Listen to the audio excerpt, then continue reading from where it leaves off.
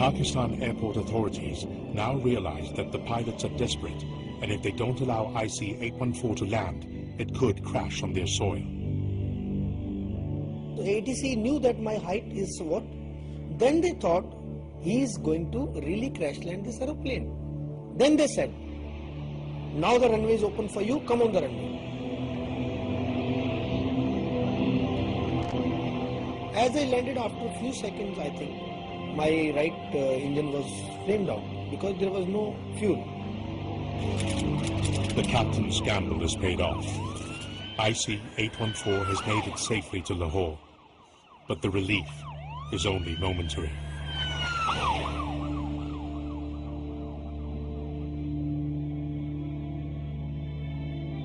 Back in the cabin, the injured passengers are slowly bleeding to death.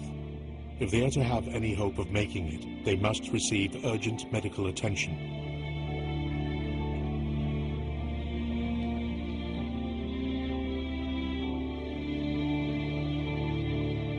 But all the Pakistan authorities want is to get the aircraft out of their territory at the earliest. Please send the ladder. There are injured passengers on board. I asked ATC, I begged for this, please send the ladder. I want my injured passenger and a few senior citizens, ladies, children to be offloaded here. They never agreed to this.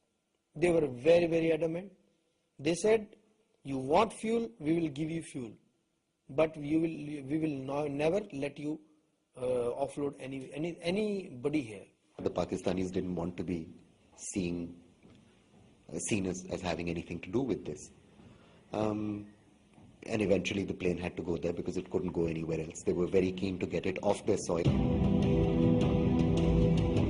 Less than 3 hours after it landed in Lahore, the beleaguered plane is airborne again.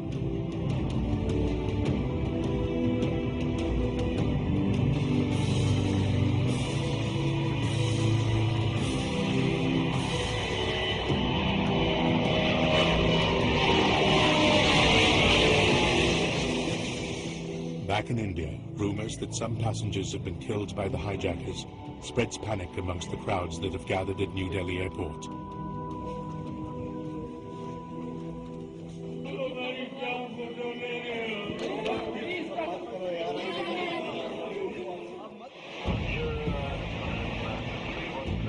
The hijackers now want the captain to set course for Kabul, Afghanistan.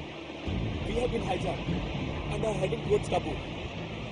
But Kabul has no night landing facilities, and so the hijackers forced the pilots to fly the aircraft to Dubai in the United Arab Emirates.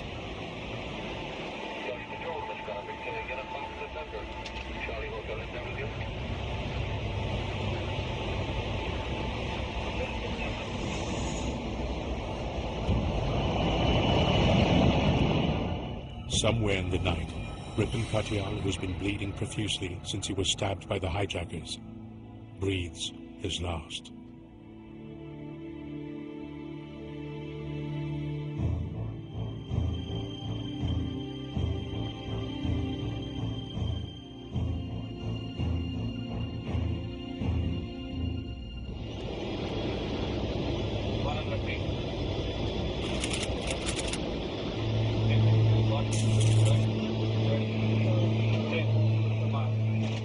Having missed the opportunity to storm the plane on their own soil in Amritsar, the Indian government now makes an attempt to get the United Arab Emirates authorities to allow a commando operation in Dubai.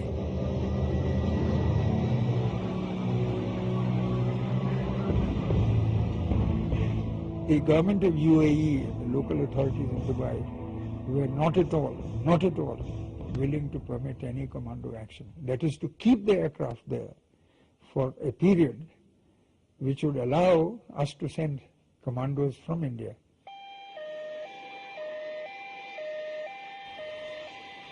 The UAE authorities, however, get the hijackers to release some of the passengers in exchange for fuel. The injured passengers too are let off the aircraft.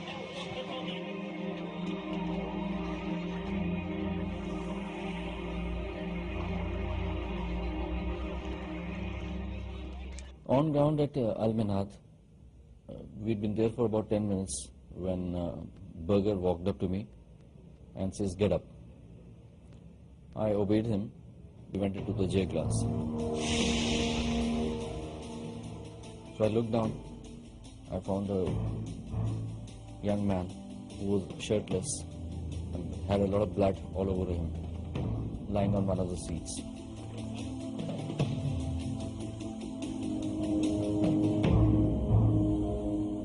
My heart was pounding away furiously, and I actually was frightened for my dear life at that point of time. The body of Ripon Katyal has been taken off the aircraft, but his bride Rachna, who is still on board, isn't even aware that her husband is dead. We were ordered to place the body on the top of the step ladder which had been positioned at the first door.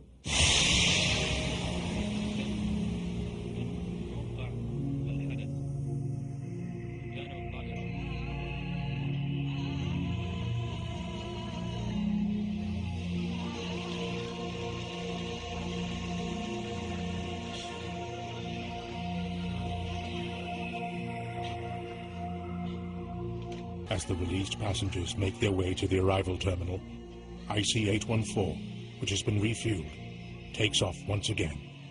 Its destination, unknown.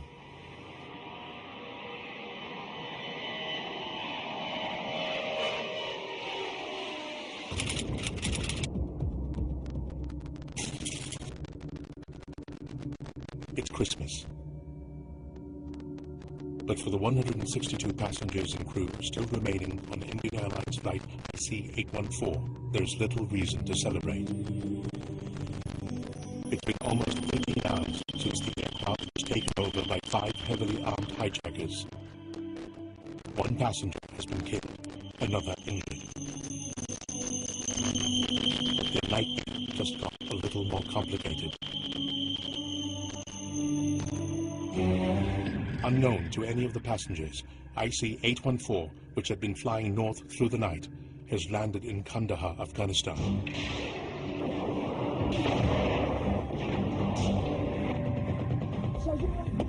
A country controlled by the Taliban, a fundamentalist Islamic group, and the current home of the dreaded terrorist Osama bin Laden.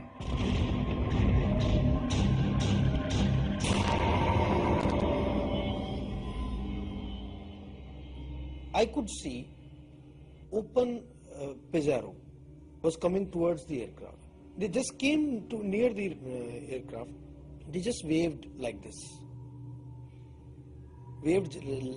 And chief hijacker was looking at them, and he also just waved like this. That time, I was totally zapped. I said, now, inside also hijackers and outside are terrorists.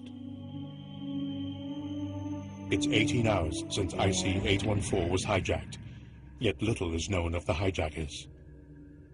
Who are they and what do they want? From the accounts of passengers released in Dubai, Indian intelligence agents are convinced they are dealing with well-trained and highly motivated terrorists on a suicide mission. In the back of my mind, I had a lot of suicide missions which had been undertaken by the Islamic fundamentalists and the militants there in Kashmir.